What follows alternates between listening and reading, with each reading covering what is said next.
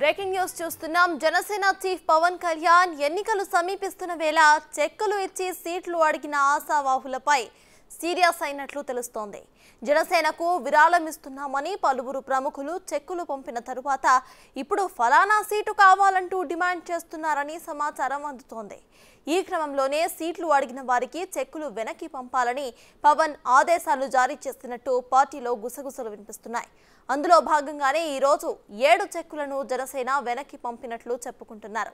Election దగ్గర పడుతున్న క్రమంలో పవన్ షాకింగ్ డెసిషన్ తీసుకోవటం ఇప్పుడు హాట్ టాపిక్ గా మారింది.